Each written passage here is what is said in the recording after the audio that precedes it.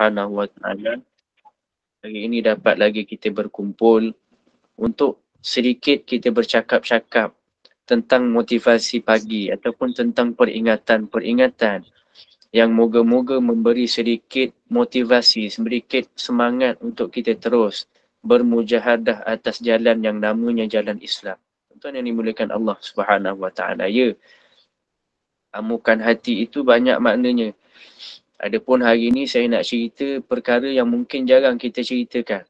Iaitulah satu amukan dalam hati, satu perasaan yang berlawanan dalam diri kita yang kadang-kadang orang nampak kita ni tudung labuh. Kadang-kadang orang nampak kita ni berjubah imam dan sebagainya. Tapi ada satu sifat di belakang kita iaitulah sifat baran, tuan-tuan yang dimuliakan Allah Subhanahu wa Ta'ala. Hari ni kita nak cerita skop cerita kita bab marah aja. Macam mana marah Nabi SAW. Apa kata ulama tentang marah. Macam mana kita nak kawal marah kita dan sebagainya. Semuanya hari ni kita akan ceritakan bab itu saja, tuan-tuan berrahmati Allah. InsyaAllah kalau ada amukan yang bermakna lain, kita akan maknakan pada episod yang akan datang atau siri akan datang. Maka kata Allah Subhanahu wa Ta'ala. Jadi tuan-tuan, sebelum itu saya maklumkanlah. Hari ni insyaAllah kita akan baca surah An-Nazi'at selepas mana daripada kuliah.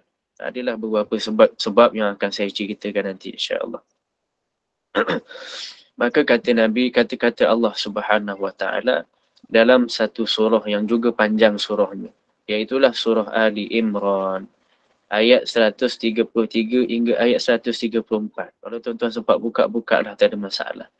Kata Allah Subhanahu wa Ta'ala, وَسَارِعُوا إِلَى مَغْفِرَةٍ مِّن رَّبِّكُمْ وَجَنَّةٍ عَرْضُهَا السَّمَاوَاتُ وَالْأَرْضُ أُعِدَّتْ لِلْمُتَّقِينَ الَّذِينَ يُنفِقُونَ فِي السَّرَّاءِ وَالضَّرَّاءِ وَالْكَاظِمِينَ الْغَيْظَ وَالْعَافِينَ عَنِ النَّاسِ وَاللَّهُ يُحِبُّ الْمُحْسِنِينَ. Tuan-tuan yang dimuliakan Allah, satu ketika seorang lelaki datang kepada Nabi SAW, minta nasihat. Ya Rasulullah, ausini. Wahai Rasulullah, wasiatkan saya. Berikan saya satu nasihat ya Rasulullah. Kemudian Nabi SAW menjawab, La taghdab, kata Nabi SAW. Janganlah engkau marah. Kemudian lelaki itu ulang kembali pertanyaannya untuk meminta nasihat tambahan. Lagi sekali tuan-tuan berahmati Allah, Nabi kembali menjawab, La taghdab. Di antara banyak nasihat-nasihat yang Nabi boleh sahaja berikan kepada orang tersebut, ternyata tuan-tuan, sahabat-sahabat sekalian, ternyata Nabi SAW itu lebih memilih dengan kalimat la taghdab, janganlah marah, kata Nabi SAW. Hadis ini menunjukkan ternyata ketika mana seseorang itu mampu terhindar daripada emosi marahnya atau apapun emosi yang berlebihan dalam diri kita keluar, maka dia akan dapat ataupun dia akan bisa mendapatkan kebaikan yang sangat banyak. Banyak nasihat yang Nabi boleh pilih, tapi Nabi pilih jangan marah. Jadi kebaikan di situ sebenarnya sangat banyak. Sebaliknya apabila seseorang itu dikuasai emosi, dikuasai oleh amarahnya, amukannya, maka dia akan terjebak dengan kesalahan dan dosa yang sangat banyak. Sehinggalah ketika Nabi SAW ingin memberi satu nasihat yang sederhana, satu wasiat yang sederhana, Nabi cakupkan semua kebaikan.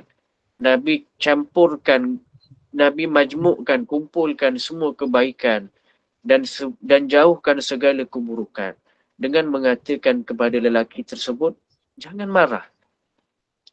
Tuan-tuan perempuan rahmati Allah, salah satu keistimewaan Nabi SAW dalam berucap adalah Nabi SAW ini memiliki kemampuan untuk mengucapkan satu kalimat yang maknanya itu sangat luas dan menyeluruh.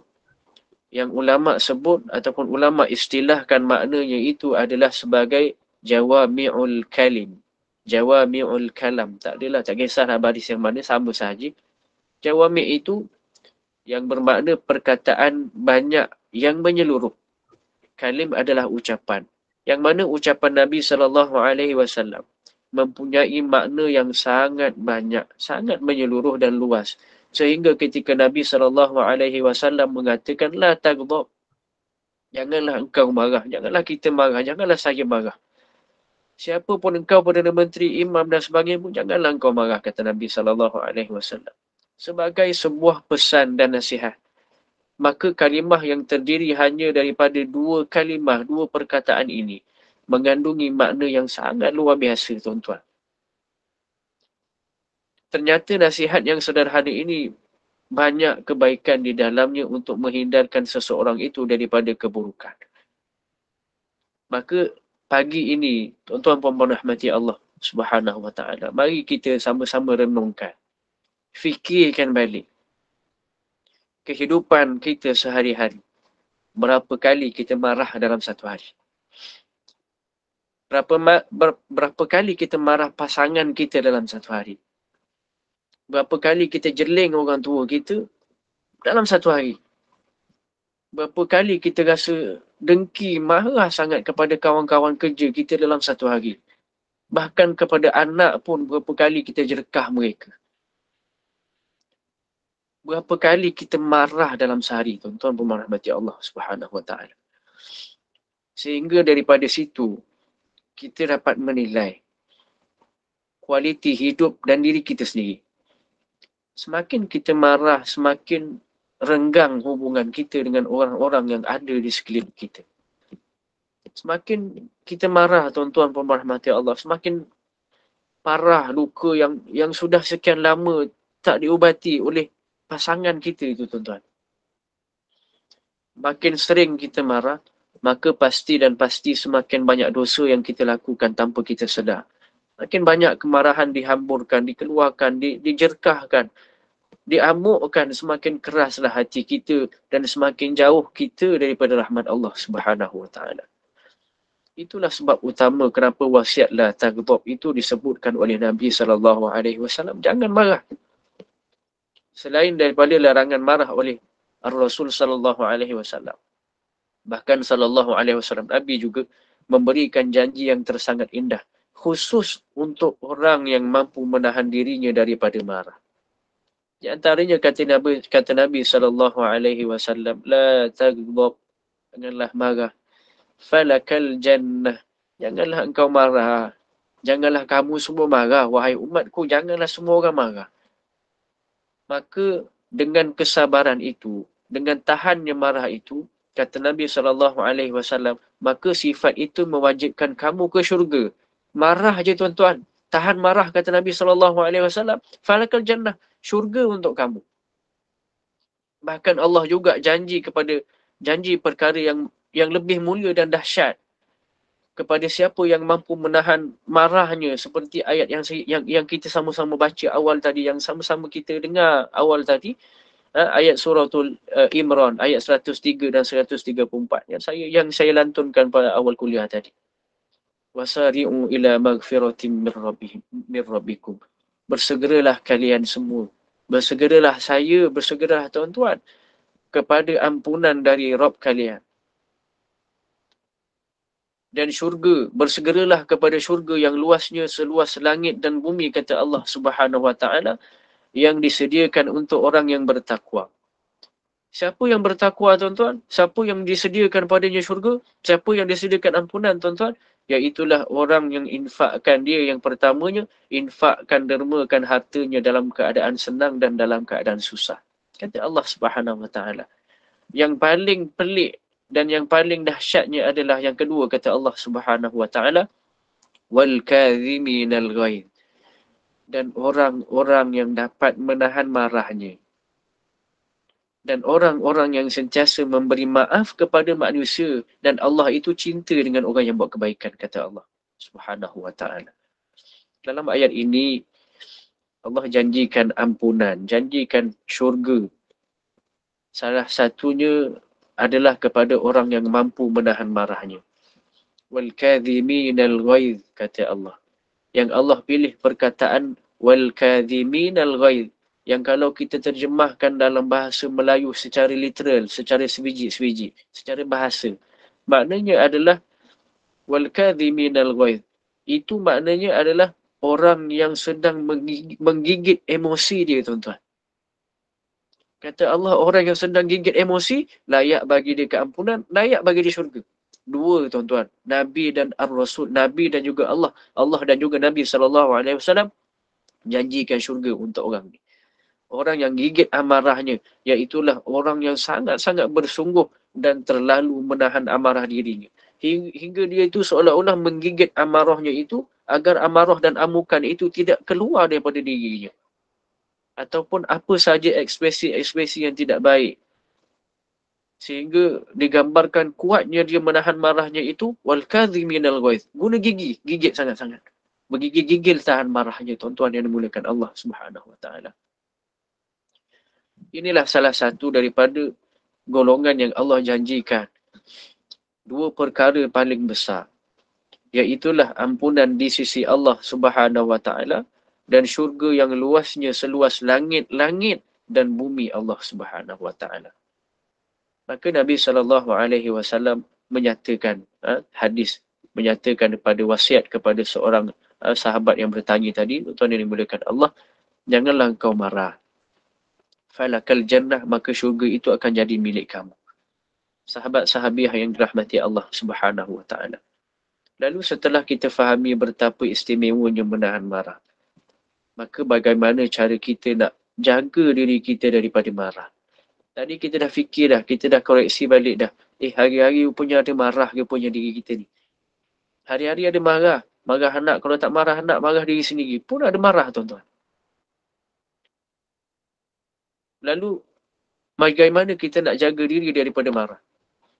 Bukankah kita ini memang selalu meletakkan harapan untuk tidak marah dalam kehidupan seharian kita? Tapi tetap juga marah itu terjadi, terlepas ia daripada gigitan hati kita, terlepas ia daripada gigitan emosi kita. Bukankah kita pernah terfikir dalam perjalanan balik rumah, kita nak sangat tersenyum kepada pasangan kita. Nanti sampai rumah aku nak senyum pada pasangan. Nak salam orang tua kita, nak senyum pada anak-anak kita. Tak ada dalam benak hati itu nak melepaskan kemarahan. Tapi tuan-tuan, di luar kendali diri kita, akhirnya kita balik rumah, marah yang dihamburkan. Dengan hati yang marah, dengan hati yang seolah-olah ada rasa penyesalan. Tetapi tetap juga kita hamburkan tanpa kawalan.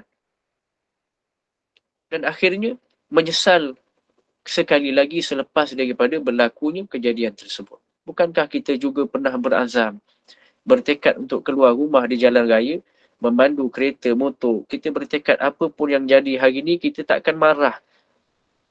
Tapi yang terjadi adalah kegagalan. Dek kerana termakan provokasi, termakan pancingan-pancingan hati sendiri. Tuan yang dimuliakan Allah Subhanahu wa taala. Sebab tu ulama ada menyatakan 5 kaedah ataupun 6 kaedah untuk kita mengawal diri kita menjadi seorang yang pemarah. Saya sebut pemarah ni, tuan-tuan, dia ada level yang berbeza. Marah kita pada sahabat lain, marah kita pada isteri dan pasangan, itu sangat berbeza. Adapun itu ada 5 ataupun 6 pendapat ulama untuk menyatakan ataupun mengurangkan kemarahan. Itulah yang pertamanya, ketika kita merasakan emosi marah itu bergumpal, naik ke puncak dalam diri kita, bahkan kita sedar kemarahan itu merupakan satu batu yang kita rasa benda tu berat sangat dalam diri kita, sampai tahap seolah-olah ada batu dalam diri kita yang menyebabkan nafas kita itu tertahan-tahan, berat untuk kita bernafas. Maka kata Nabi SAW, bacalah ta'awuz. Sahabat ada seorang namanya Sulaiman bin Sur. Kata sahabat tersebut, aku pernah duduk di samping Nabi ketika mana ada 2 orang lelaki sedang gaduh depan Nabi SAW. Masih saling mencaci berduanya di depan Nabi SAW. Bahkan salah seorang wajahnya ketika itu sangat merah dan sangat tegang urat lehernya, kata Nabi, kata Sulaiman bin Sur. Kemudian akhirnya Nabi SAW bersabda kepada Sulaiman bin Sur, aku benar-benar tahu apa yang lelaki itu ucapkan. Aku benar-benar tahu apa yang dirasakan oleh lelaki itu. Maka kata Nabi SAW, akan hilang emosi dia yang sedang dirasakan jika dia mengucapkan a'udzubillahi minasyaitonirrajim. Sudah pasti akan lenyap emosi yang membungkam dirinya. Kata Nabi SAW. Kalau setan datang untuk kuasai dan menggoda kamu, maka mohonlah lindungan Allah Subhanahu wa taala. Kata Nabi SAW. Yang kedua, tuan-tuan yang dimuliakan Allah Subhanahu wa taala, sebelum kita pergi ke kisah-kisah yang lebih menarik, kita cari dulu, kita tengok dulu apakah kaedah-kaedah untuk mengurangkan rasa marah. Sebelum kita pergi ke kisah-kisah Nabi SAW, sejarah mereka menahan marah dan sebagainya. Kata Nabi SAW, yang kedua kata ulama, berwuduklah ketika marah.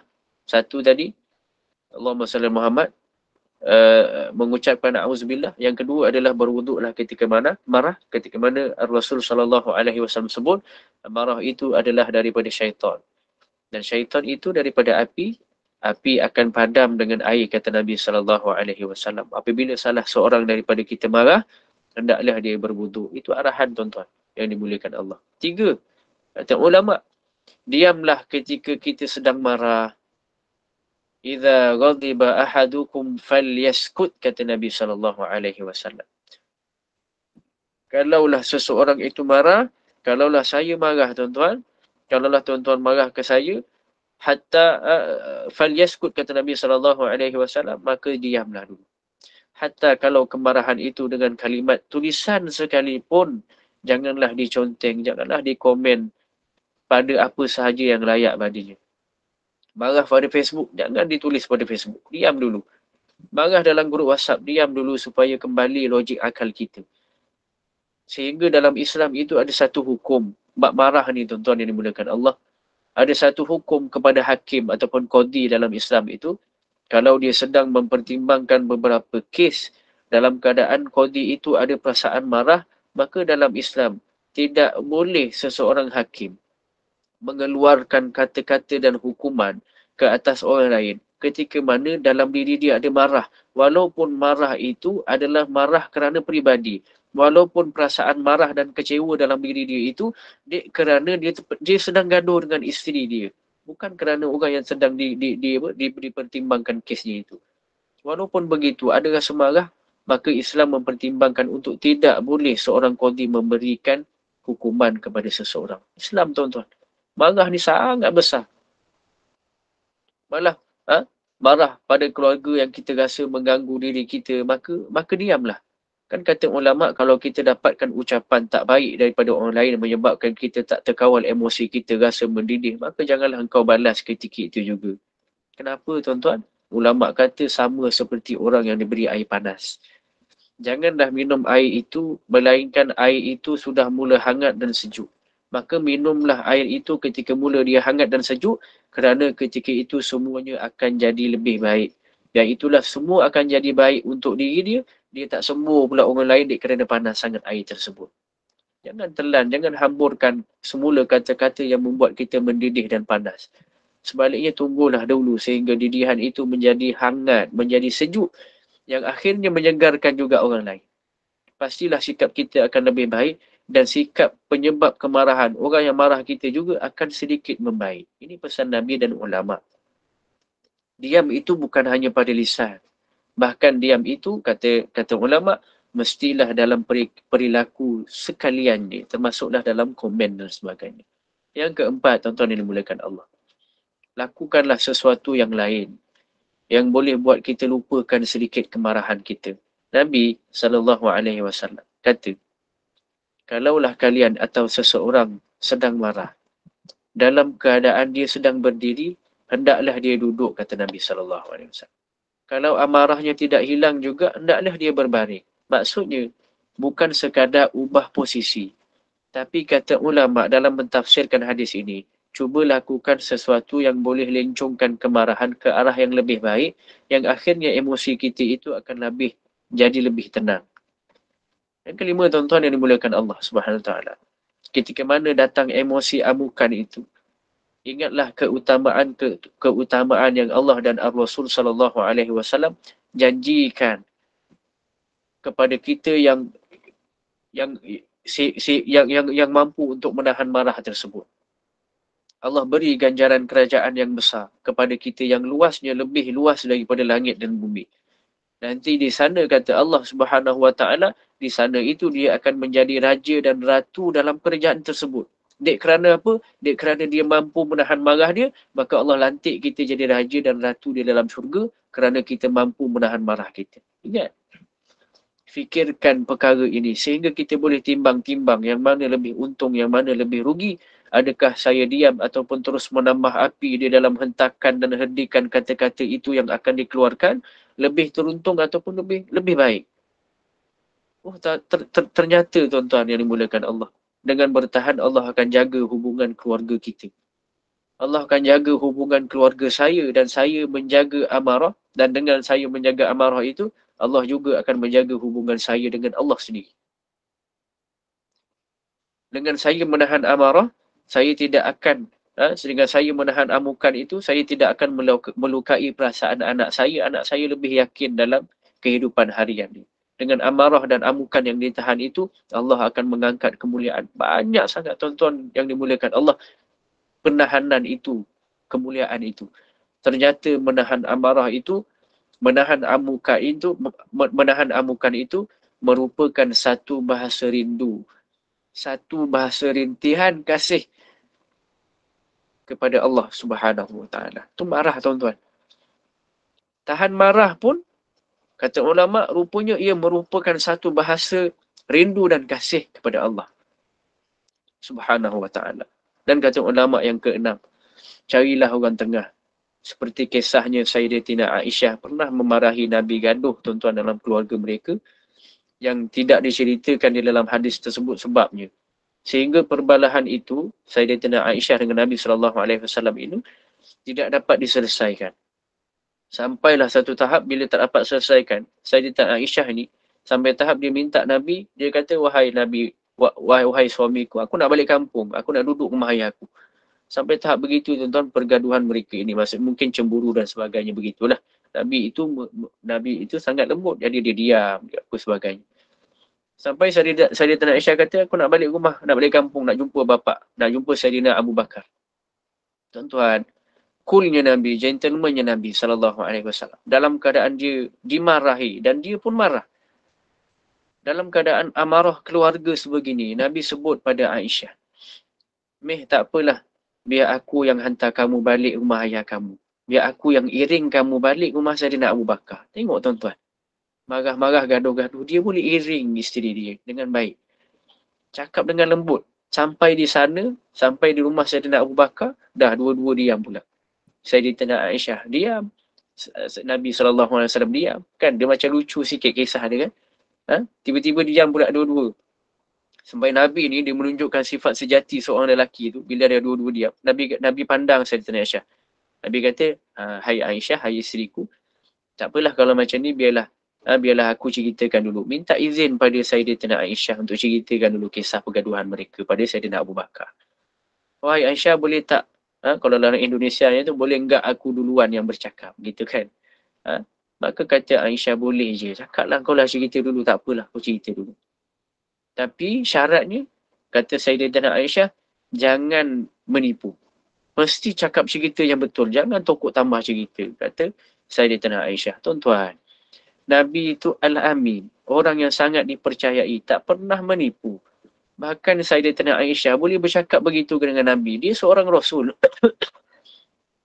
Yang memang sifatnya itu tidak pernah menipu. Kalau kita kena itu tuan-tuan. Melenting tuan-tuan kita. Nabi buat apa tuan-tuan? Nabi senyap dan senyum. Sehingga Sayyidina Abu Bakar yang tiba-tiba marah kepada Sayyidatina Aisyah mendengar percakapan sebegitu. Malu dia dengan Nabi SAW. Maka Sayyidina Abu Bakar ini sampai tahap dia nak naik tangan kepada anaknya Sayyidatina Aisyah. Sampai nak naik tangan. Tapi apa yang terjadi tuan-tuan? Ketika mana Sayyidina Abu Bakar nak menaikkan tangannya ke menghala ke Sayyidatina Aisyah. Bukan pukul lah, mungkin isyarat sebegitu saja. Maka Nabi tuan-tuan cepat-cepat bangun dan peluk. Peluk dan halang badan Sayyidatina Aisyah itu daripada terkena terkena isyarat tangan Saidina Abu Bakar, halang badan daripada emosi Saidina Aisyah makin teruk. Sampai tahap macam tu, mereka menahan marah ataupun Nabi itu cuba untuk tidak membuatkan kemarahan itu, amukan itu satu prioriti dalam perbincangan. Sampai Nabi itu, tuan-tuan yang dimuliakan Allah, bila dah peluk Saidina Aisyah, apa dia kata? Seolah-olah Nabi tu sebut, tengok, wahai Aisyah, wahai isteriku, tengok, aku dah lindung kau, aku dah cover dah ni. Sehabis baik dah aku buat, aku cover kau ni. Sampai begitu, seolah-olah Nabi berkata gitu kepada Saidina Aisyah, sehinggalah apabila berlaku sebegitu, Aisyah radhiyallahu anha tersenyum lebar, tuan-tuan. Hilang rasa amarah dia. Bahkan mereka ketika itu akhirnya tertawa sama-sama, ketawa. Kerana yang bergaduh asalnya Nabi dan isterinya. Tapi malah yang seolah-olah bergaduh besar itu akhirnya adalah seperti bapa dengan anak yang bergaduh. Ketawa mereka akhirnya dengan pergaduhan tersebut. Tuan-tuan yang dimuliakan Allah Subhanahu Wa Taala. Ini yang keenam ini, tuan-tuan. Level amarah. Amukan suami isteri ni dia berbeza dengan amukan amarah yang lain. Sebab kemarahan suami kepada isteri, dia lebih teruk dan lebih cepat timbul. Dia kerana kita hari-hari duduk sama. Kata ulama, ada satu sifat amarah yang berbeza dengan orang lain ketika mana dengan suami isteri ini, yang namanya at-tarakum.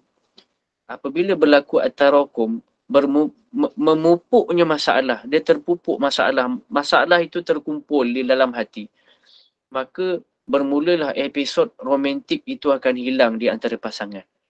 Apabila romantik itu ditarik oleh Allah kerana at-tarakum tadi, tuan-tuan, maka romantik dengan Allah juga tak lain tak bukan Allah akan mula tarik. Tarik, tuan-tuan. Sebab nikmat paling besar dalam dunia, nikmat yang Nabi perintahkan sehingga Nabi seolah-olah nak cakap macam kalau tak kahwin tu tak payah ngaku mak Nabi. Seolah-olah begitu sampai nak tahap begitu. Perkahwinan ni, tuan-tuan, akhirnya berlaku satu yang namanya at-tarakum. Dia kumpul masalah dalam hati dia je. Akhirnya dia seolah-olah berbalah. Sehingga kadang-kadang isteri minta tolong suami, bang tolong ambilkan air dekat atas meja tu. Suami dia rasa macam tak puas hati. Baling je, tuan-tuan. Baling, tak ada romantik seperti Nabi SAW. Tengok Nabi tadi romantik macam mana. Bukan Saidina Abu Bakar nak pukul, tuan-tuan. Saidina Abu Bakar tu bagi isyarat je. Kau ni macam tu kan. Kau hajar dengan Nabi. Seolah-olah begitu. Nabi cepat-cepat bangun peluk Saidina Aisyah. Ini level amarah keluarga, tuan-tuan. Jadi at-tarakum itu kena selesaikan dengan baik kalau berlaku pada suami isteri. Tanya betul-betul. Apa sebenarnya menyebabkan semua benda nak marah? Nak ambil extra jos dalam plastik pun dah marah, tuan-tuan. Kau ambilkan extra jos aku tu. Itu pun tak nampak ke? Sampai tahap macam tu marahnya suami isteri. Dengan kawan, kalau itulah dalam tu. Dengan kawan boleh berlembut. Dengan isteri lain. Level amarah, amukan isteri dan suami ini sangat berbeza. Sebab namanya at-tarakum. Bila berlaku sebegitu, kita nampak situasi begitu, maka buatlah satu perbincangan, walaupun terpaksa menggunakan orang tengah seperti mana Saidina Abu Bakar. Ceritakan semuanya, habiskan semuanya dalam hati, terutamanya lelaki. Semuanya apa yang dia tak puas hati, ceritakan, habis. Sehingga dia rasa lega, dan ketika itulah baru akan muncul yang namanya, kata ulama, buku baru. Yang barulah pada ketika itu, kita boleh ceritakan. Lepas ni, abang, lepas ni sayang, ya Azizi, ya Habibi, ya Albi, tolonglah lepas ni kita nak macam ni. Tolonglah lepas ni jangan marah sangat kalau saya terlambat, saya tak sengaja. Biasalah macam ni kan. Abang pun macam tu juga kadang-kadang. Kan kita sama. Bincang at-tarakum itu menyebabkan amarah dan amukan itu bukan sahaja dibawa dalam keluarga, bahkan di luar. Apabila sampai di luar, tuan-tuan yang dimuliakan Allah Subhanahu Wa Taala, kita hilang satu nikmat ataupun dua nikmat, iaitulah ampunan Allah Subhanahu Wa Taala secara percuma dan juga jannah secara percuma yang Allah nak beri. Tuan yang dimuliakan Allah Subhanahu Wa Taala. Itu amukan, tuan-tuan. Nabi SAW, dia tu sangat lembut. Tengok patah gigi, kan kita cerita dah sebelum ni, darah kakinya. Ada dia marah tak? Kita dah sebut pun cerita sebelum ni. Bapak-bapak dalam di Taif itu panggil anak dia, kutip batu kerikil ni, hambat Nabi SAW. Baling Nabi, halau Nabi. Sampai suami-suami di Taif ketika itu jerkah isteri. Woi, bangun semua, cepat-cepat. Dia jerkah isteri dia. Supaya mereka itu lebih membawa kemarahan untuk jerkah Nabi SAW. Tapi apa yang terjadi tuan-tuan? Akhirnya Nabi berehat. Berehat dengan sabar, tanpa marah. Sehingga kesabaran itu mengetuk-ngetuk hati sahabat. Menangis sahabat-sahabat melihat betapa Nabi menggigit emosi dia ketika itu. Berdetak-detak kaki tentera Allah di langit malaikat. Melihat amarah Nabi SAW itu diinjak-injak sehingga Nabi terpaksa gigit emosi dia tuan-tuan. Apa kesudahannya? Kesabaran itu menyebabkan penduduk Taif akhirnya menyukai kesabaran dan kelembutan Nabi SAW. Akhirnya mereka yang menyebarkan sabar. Mereka Islam kesemuanya. Sebab apa tuan-tuan ketika itu Nabi boleh bersabar? Sebab yang dihina itu adalah peribadinya. Ni nak cerita marah.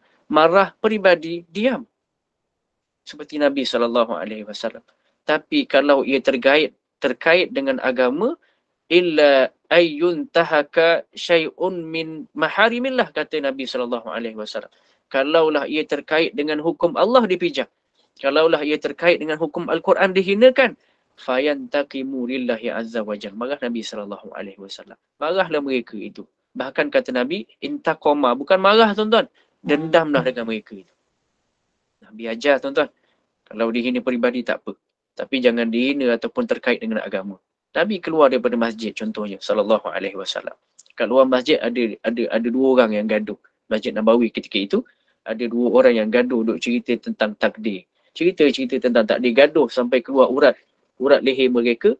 Maka apa reaksi Nabi SAW ketika keluar daripada masjid? Kata sahabat radhiyallahu anhum ajma'in.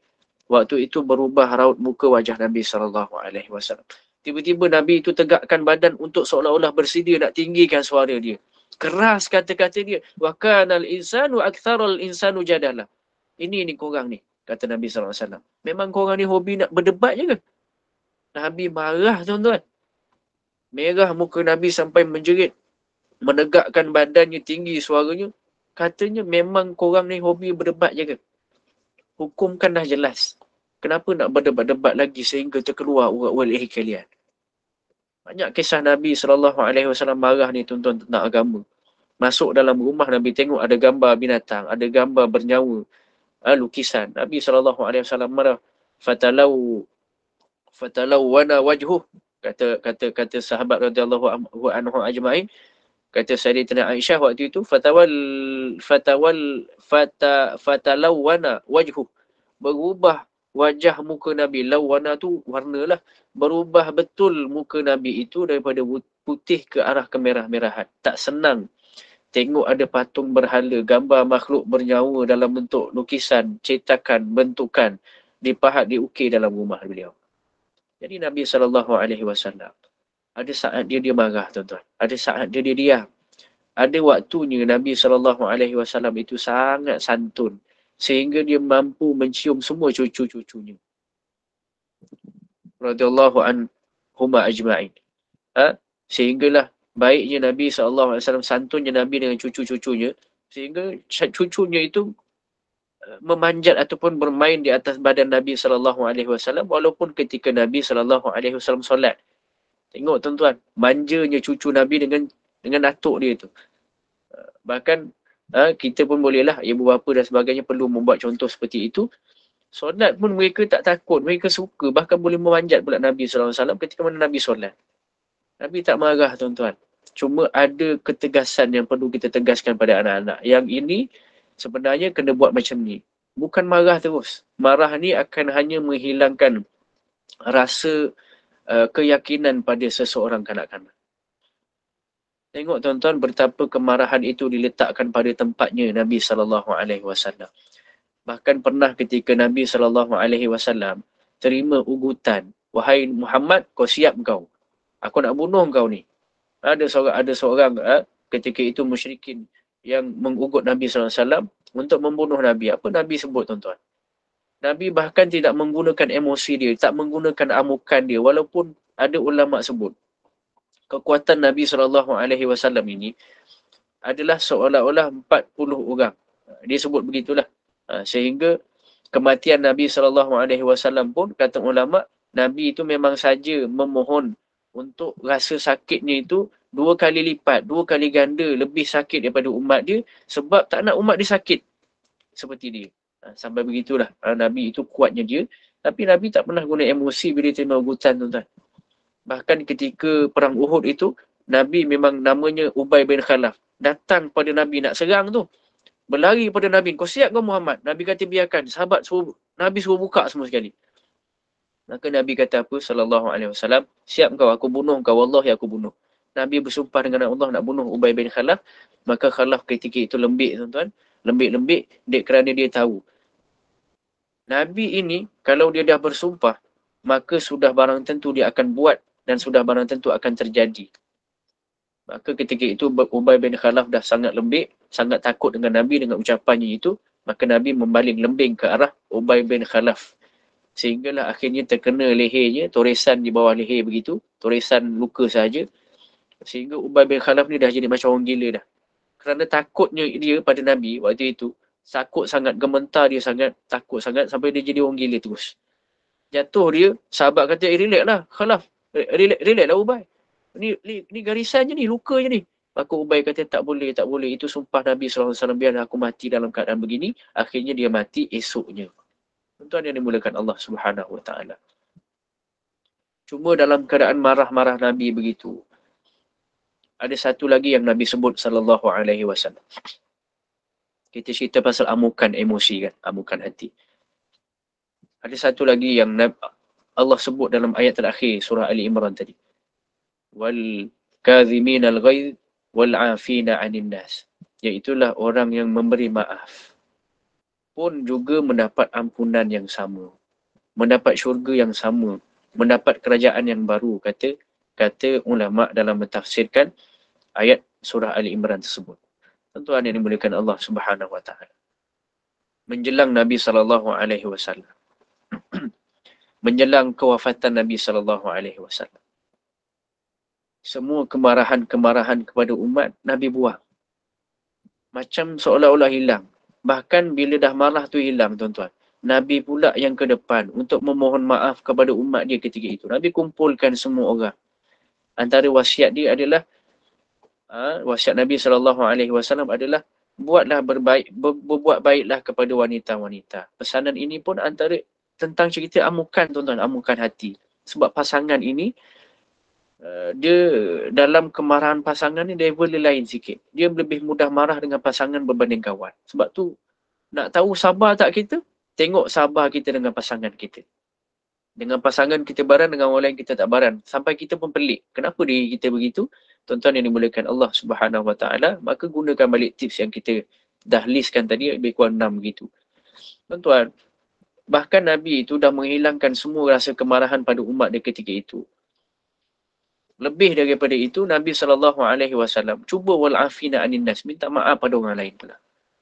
Ketika hampir kewafatan Nabi, dalam keadaan Nabi larat tak larat begitu, datang jumpa umat ketika itu, datang jumpa sahabat ramai-ramai ketika itu, Nabi bangun.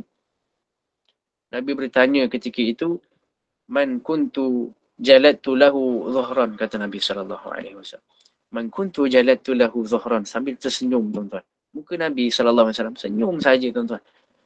Nabi kata, Nabi pula yang mohon maaf siapakah di antara kalian yang ada dendam terhadap aku. Saya ingat aku ada seorang yang pernah kena cambuk.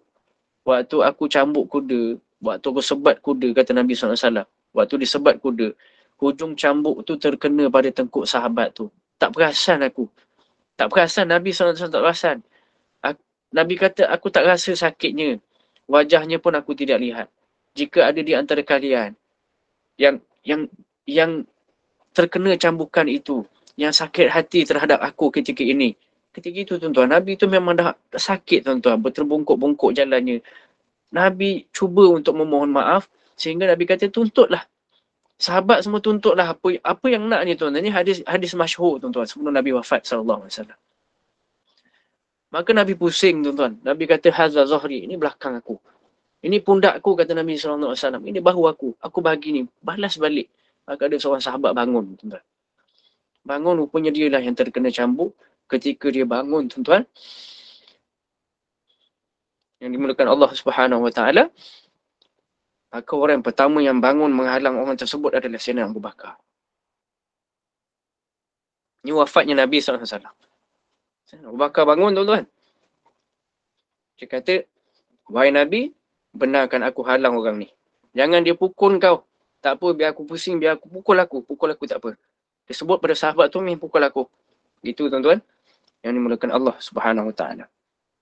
Maka kemudiannya, tidak berjaya, Nabi kata duduk Abu Bakar, duduk. Maka kemudiannya, Sayyidina Umar tak puas hati, tuan-tuan, dia bangun, tuan-tuan. Dia tarik pedang dia, tuan-tuan, pemerhati Allah SWT. Kata Sayyidina Umar, berani kau datang kat Nabi, aku pancung kau. Nabi, tuan-tuan, sabarnya Nabi, maafnya Nabi ketika itu. Nabi kata, Umar, duduk Umar. Duduk Umar, duduk. Nabi pujuk Sayyidina Umar. Dek, kerana kelembutan Nabi, Sayyidina Umar akur, terpaksa duduk, tuan-tuan. Akhirnya 4 sahabat itu bangun untuk menghalang mereka. Dan Nabi pun menghalang mereka daripada bangun. Nabi kata, aku perintahkan kamu semua duduk, jangan bangun. Sehinggalah sahabat tadi yang terkena cambuk Nabi SAW jumpa Nabi, berdepan dengan Nabi SAW. Maka kata sahabat itu, wahai Rasulullah, dulu aku kena cambuk itu, kena pukul dengan, dia panggil cemati, tapi bukan cemati yang sakit sangat tu lah, dia cambuk yang kurang sikit disebut dalam riwayat. Cambukan itu, waktu terkena, waktu tu aku tak pakai baju. Jadi aku minta, ya Rasulullah, aku nak cambuk balik dengan keadaan kau tak pakai baju. Tuan, menangis sahabat, tuan-tuan. Nabi pusingkan badan beliau. Nabi angkat baju beliau. Nabi buka baju beliau depan sahabat-sahabat, dan ketika itulah di dalam Syama'il Muhammadiyah meriwayatkan beberapa keadaan badan Nabi SAW. Badan Nabi itu, bahunya, pundaknya itu sangat tegak. Sangat, kita panggil sangat tegap lah begitu. Tegak sangat. Di bahagian, dia badannya tegak lah. Ada kepak dan sebagainya begitulah. Tapi tidaklah terlalu melampau. Badannya Nabi SAW sangat cantik. Sampai kata sahabat SAW, radhiyallahu anhu ajma'in, ketika Nabi nak wafat itu pun, perut Nabi tidak melebihi dada dia. Itu sangat hebat Nabi, badan Nabi ketika itu. Nabi pusing SAW. Maka ketika Nabi pusing SAW, maka ketika itu ternampaklah juga khatimun nabiyyin. Nampaklah juga cop kenabian belakang Nabi itu, seperti sebuah daging lebih begitu di belakang badan Nabi SAW. Nabi, sahabat-sahabat tak sanggup nak tengok, tuan-tuan. Ada yang menangis, ada yang tutup muka. Sebab sahabat yang tadi datang ke depan dah pegang cemati dia, tuan-tuan. Maka kata sahabat tadi, wahai Rasulullah, pusinglah kepada aku. Pusinglah. Aku nak cambuk seperti mana kau cambuk, iaitulah daripada depan. Nabi pusing, tuan-tuan. Pusingnya Nabi SAW. Maka ketika itu, sahabat tersebut melepaskan cemati tersebut, akhirnya memeluk Nabi SAW. Kata beliau, kata sahabat Nabi itu, wahai Rasulullah, aku bukan nak apa kata sahabat? Aku bukan nak cemati engkau. Bahkan aku nak memegang dan menyentuh kulit aku dengan kulit engkau sebelum kewafatan kau. Aku nak bersentuh dengan engkau kulit ke kulit, wahai Rasulullah. Aku maafkan semua segala kesalahan kau, Rasulullah. Tengok, tuan-tuan. Waktu sebegitu pun, ketika mana Nabi seolah-olah dah tak larat, tuan-tuan. Tetap juga Nabi itu memohon maaf dan mohon tuntutan kepada semua orang. Tuntutlah, buatlah apa sahaja. Tuan-tuan yang dimuliakan Allah Subhanahu Wa Taala. Sebab tu kena ingat, tuan-tuan yang dimuliakan Allah Subhanahu Wa Taala, ketika mana ulama berceramah dengan nada yang marah, kadang-kadang nada yang semangat. Mereka itu cuma nak ingatkan bahawa di sini tempatnya marah. Maka tanamkan rasa marah itu seperti marahnya Nabi SAW. Kerana agama sedang diinjak-injak, agama sedang dilecehkan, agama sedang dihinakan. Kerana Nabi juga ketika mana illa ayyun tahaka syai'un min maharimillah fayantakimu lillah. Nabi juga marah, malah yang takim, lebih daripada marah, iaitulah dendam kesumat. Tuan-tuan yang dimulakan Allah Subhanahu Wa Taala. Sehingga begitu marahnya Nabi sallallahu alaihi wasallam ketika mana diinjak-injak, tapi marahnya itu akhirnya berakhir dengan kemaafan, berakhir dengan tangisan-tangisan sahabat, yang mana tangisan-tangisan dan kelembutan sifat pemaaf dan juga sifat menahan marah itu menyebabkan orang lain pun duk terikut dan sukakan Islam. Itulah Islam yang sebenar, iaitulah orang yang mampu menahan marahnya dan mampu mencari keampunan Allah Subhanahu Wa Taala dengan beberapa sebab, antaranya sebab marah. Tuan-tuan yang dimuliakan Allah Subhanahu Wa Taala. Bahkan kata ulama, ada satu kaedah lagi untuk mengendalikan marah. Tadi itu cara tahan marah. Ini cara nak kendalikan marah. Maksudnya cara kita nak cuba slowkan rasa marah kita secara harian itu. Hari-hari rasa nak marah. Macam mana kita nak slowkan sikit amarah kita, tuan-tuan yang dimulakan, amukan kita, tuan-tuan yang dimulakan Allah Subhanahu Wa Taala. Kata ulama, paling senang kendalikan marah adalah dengan zikrullah, iaitulah mengingati Allah. Kalau marah kerana kecewa dengan keadaan kita yang tak seperti orang lain, kata ulama, ketahuilah Allah itu tak akan pernah kecewakan hamba ni. Pasti dan pasti ada hikmah. Allah tak akan tega sakiti kita. Allah tak akan sanggup nak sakiti saya, tuan-tuan. Kalau marah sebab kecewa dengan manusia, maka kita akan mudah sembuh daripada kecewa, daripada rasa amukan itu, rasa marah itu. Sebab Allah itu, tuan-tuan yang dimulakan Allah Subhanahu Wa Taala, kerana kita zikrullah, ingat Allah Subhanahu Wa Taala selalu, maka akan menyebabkan kita mudah sembuh daripada marah dan kecewa, sebab Allah itu takkan bakal kecewakan kita. Intinya, solusinya, fokus yang paling besarnya adalah jadikan zikir, jadikan ingatan kita kepada Allah, jadikan ingatan kita kepada Nabi SAW tadi, jadikan ingatan kita kepada ulama tentang amarah-amarah itu tadi, jadikan motivasi kita, azam kita yang sehari-hari kita ucapkan untuk tidak marah itu sebagai satu syifa, sebagai satu ubat, yang mana itulah ubat yang paling mujarab, iaitulah zikrullah, mengingati Allah dan mengingati Nabi sallallahu alaihi wasallam. Itu sahaja untuk hari ini tentang amarah dan amukan. Moga-moga memberi manfaat kepada kita semua, insya-Allah Subhanahu Wa Taala. Saya serah dulu kepada pengusilah. Terima kasih. Baik, jika ada, kita buka soalan dari kepada ada sesiapa yang nak bertanya, silakan ajukan kepada Ustaz. Assalamualaikum Ustaz. Ya, Waalaikumsalam warahmatullahi. Saya nak bertanya soalan pasal kemarahan tu.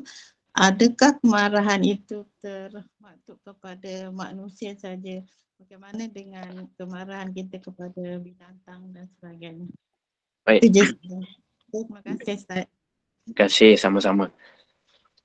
Marah kita kepada binatang. Jadi saya sebut juga tadi, azam kita itu adalah untuk marah, untuk mengelakkan kemarahan itu luar dan dalam.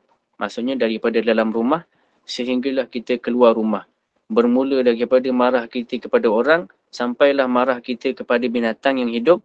Bahkan Nabi pun ajar jangan marah kepada benda-benda mati, contohnya kereta. Contohnya, tuan-tuan yang dimuliakan Allah, ada satu contoh Nabi pernah bawa kan, sallallahu alaihi wasallam. Tengah khutbah tiba-tiba Nabi dengar nangis. Kita biasa dengar cerita. Apa yang menangis, tuan-tuan? Pokok tamar.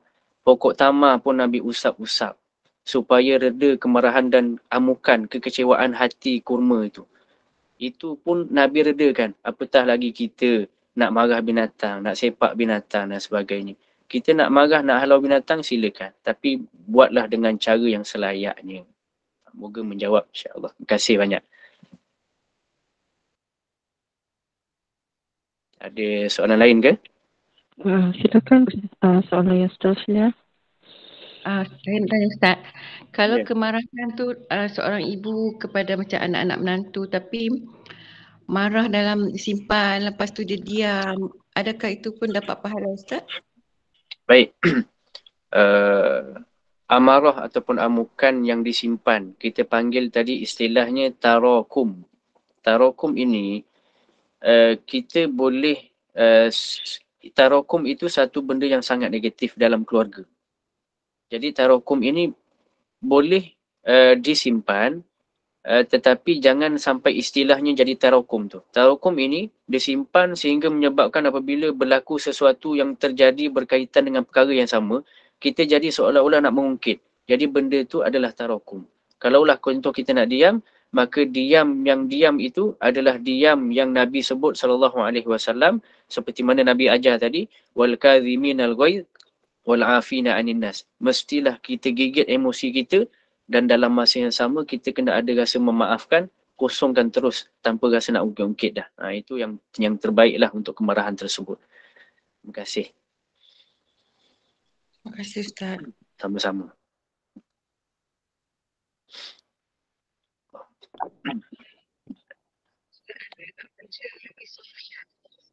Ya. Masih ada lagi soalan?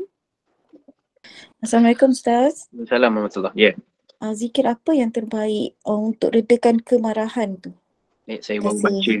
Sama-sama saya baru baca mesej tu. Terima kasih Ustaz. Sama-sama. Zikir apa yang terbaik untuk meredakan kemarahan? Dia tak ada zikir yang khusus untuk meredakan kemarahan. Bahkan ulama-ulama sahaja yang mengumpulkan beberapa kaedah melembutkan hati. Antaranya membaca surah Taha secara harian.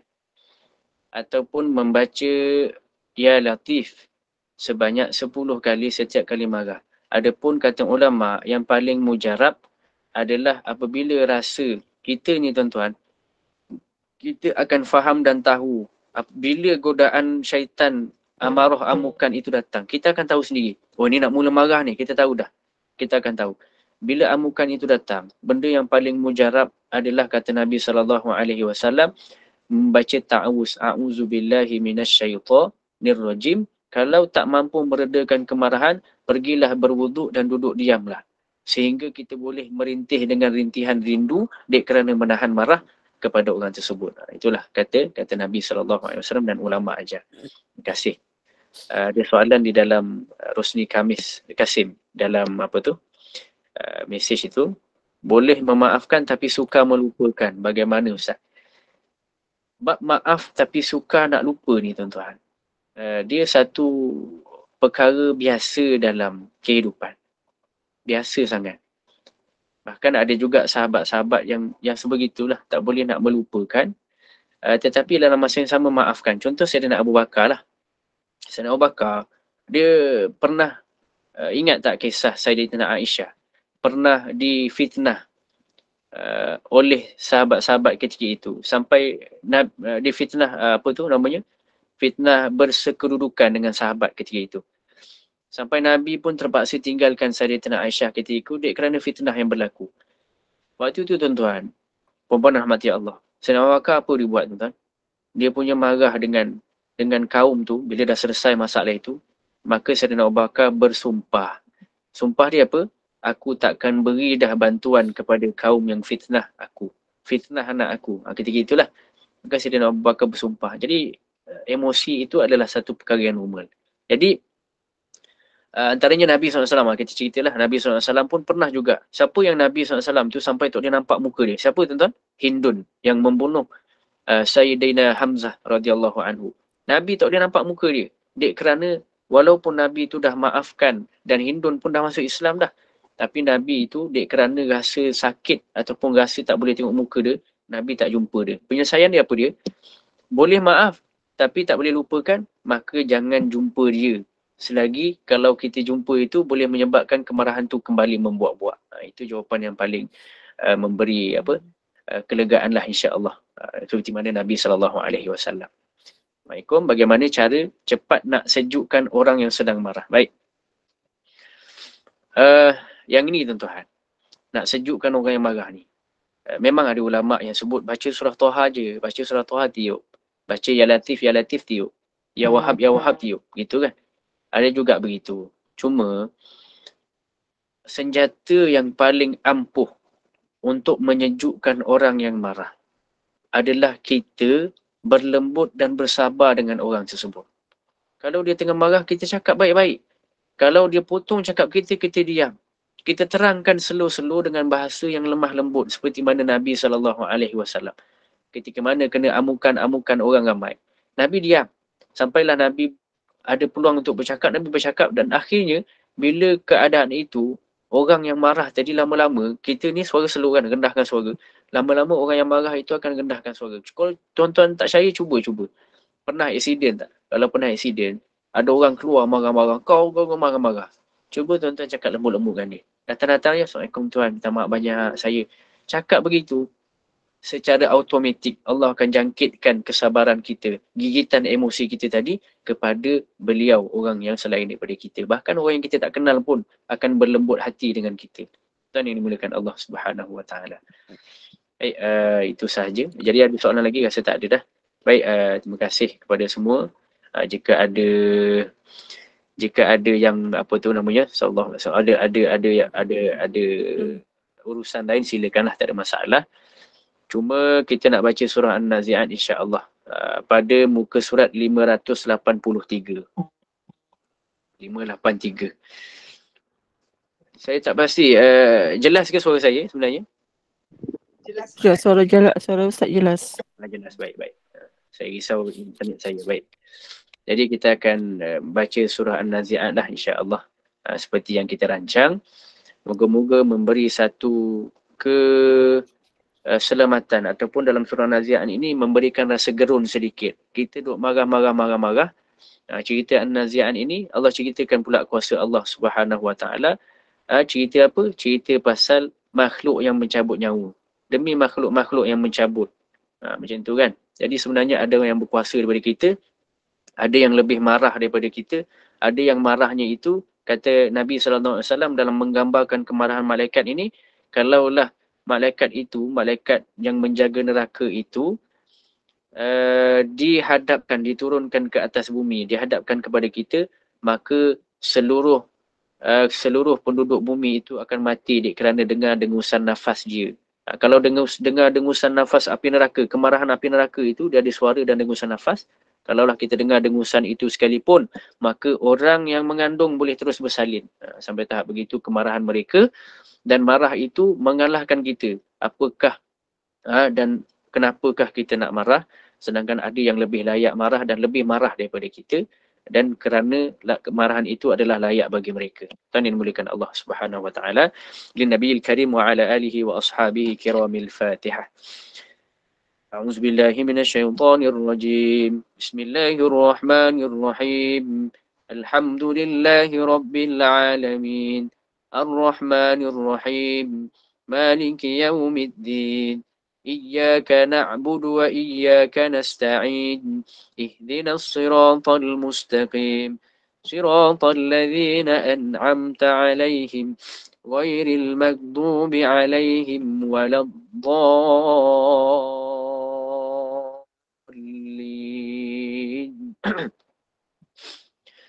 أعوذ بالله من الشيطان الرجيم بسم الله الرحمن الرحيم والنازعات غرقا والناشطات نشطا والسابحات سبحا فالسابقات سبقا فالمدبرات أمرا يوم ترجف الراجفة تتبعها الرادفة قلوب يومئذ واجفة أبصارها خاشعة يقولون أئنا لمردودون في الحافرة أئذا كنا عظاما نخرة قالوا تلك إذا كرة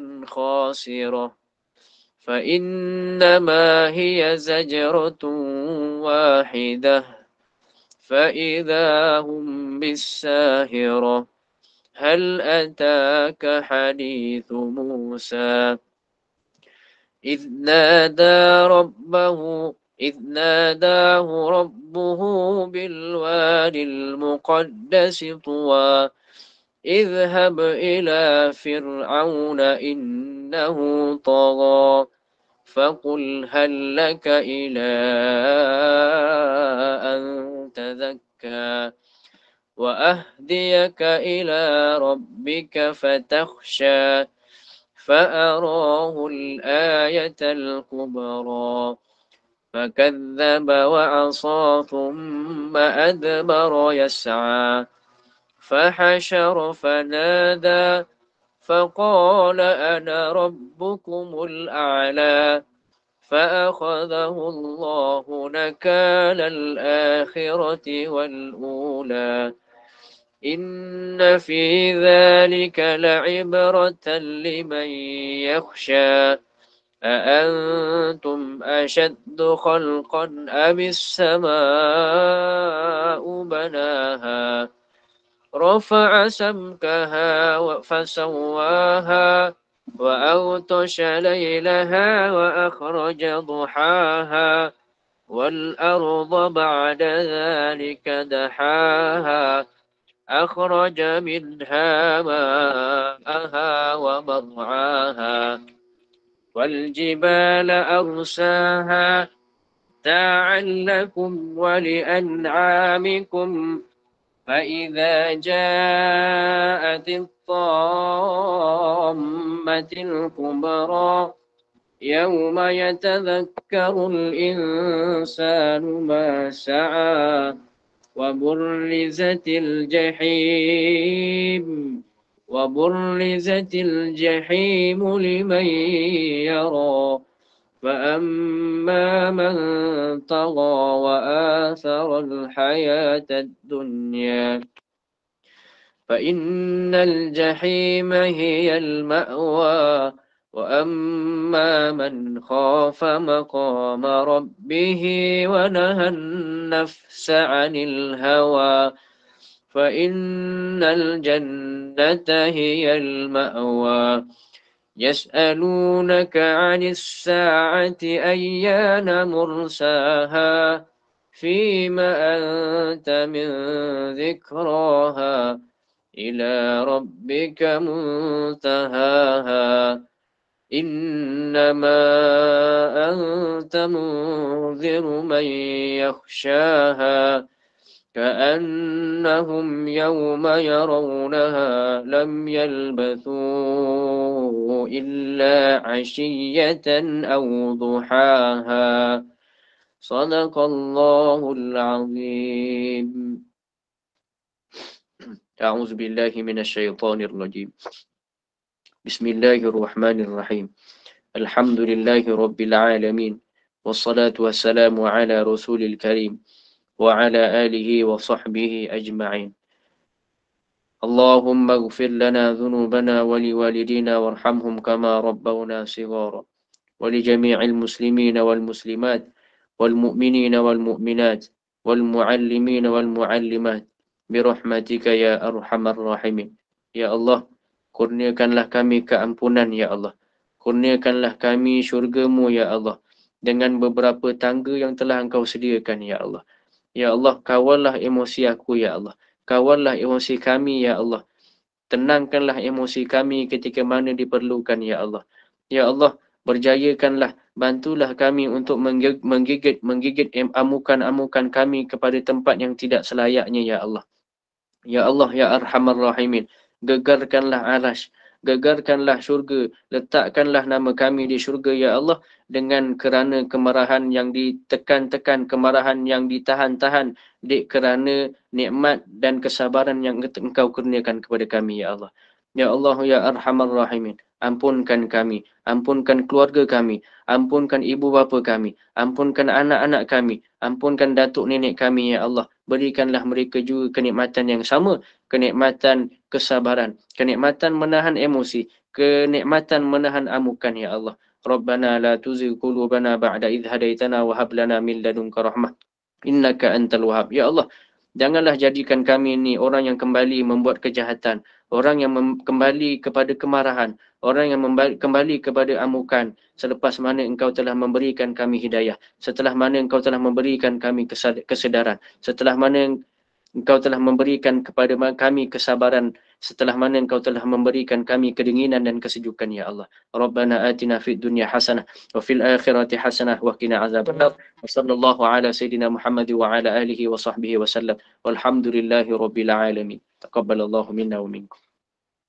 Jazakallahu khair al-Fadhil Ustaz Muhammad Nazim atas pencerahan dan perkongsian ilmu juga um, dengan bacaan Al-Quran itu tadi, dan juga sebagai terapi jiwa rawatlah hati kita dengan menggunakan pendekatan Islam melalui amalan membaca Al-Quran, berzikir, berwuduk dan juga memperbanyakkan selawat kepada Rasulullah SAW.